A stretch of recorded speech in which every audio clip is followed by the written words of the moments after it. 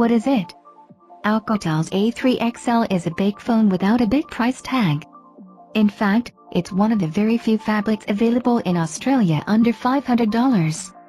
To precise, the A3 XL will set you back $179, but there's almost nothing else comparable in terms of screen size between $200 and $300.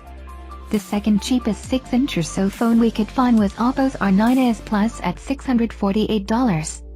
If you're okay with a slightly smaller screen, Huawei's 5.5-inch wide 7 is $299, but can you even call a 5.5-inch phone a phablet anymore?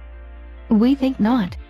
Key specifications for the Alcatel A3 XL include a 6-inch 720p display, a MediaTek Mount 8735B quad-core processor clocked at 1.1 GHz, 2 GB of RAM, 16 GB of expandable storage, and 8MP rear-facing camera, and a 3000 mAh battery. What's good? The A3 XL is very plastic, but it doesn't feel cheap. There's a lightly textured back which gives you extra grip, and since it's not removable, there's no flex. You won't be banging out messages on the A3 XL one-handed, but despite its large stature, the phone is comfortable to hold with no sharp edges to be found. The A3 XL's 6-inch display is the star of the show, and while you make some trade-offs, there's no real deal breakers. Firstly, it only runs at 720p, which results in a comparatively low pixel density. If you're holding the screen right up to your face, it can look a touch blurry, but I didn't find this as an issue in day-to-day usage.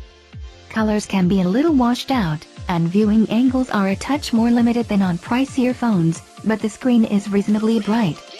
At the very least, you can use it in direct sunlight with too much of a struggle. As cheap as it is, the A3 XL does better than you might expect when it comes to photography.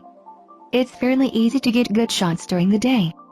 They might not wow you, but the camera is reliable when you're working with good light.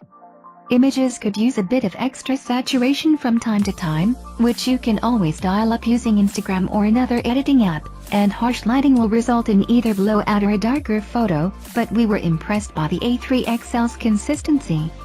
Unsurprisingly, the A3 XL's camera is less reliable in low-light situations, but it doesn't fall over entirely.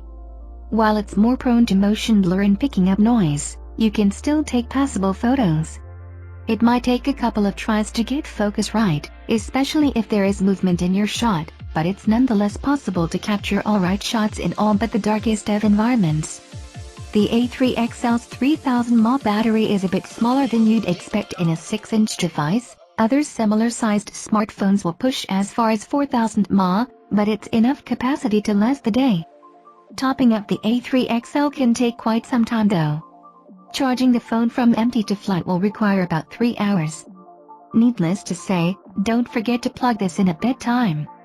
There's a fingerprint reader on the back of the A3 XL, and while it's far from the fastest, I found it to be reasonably reliable. If you're looking to increase accuracy, you're always able to enroll the same finger twice.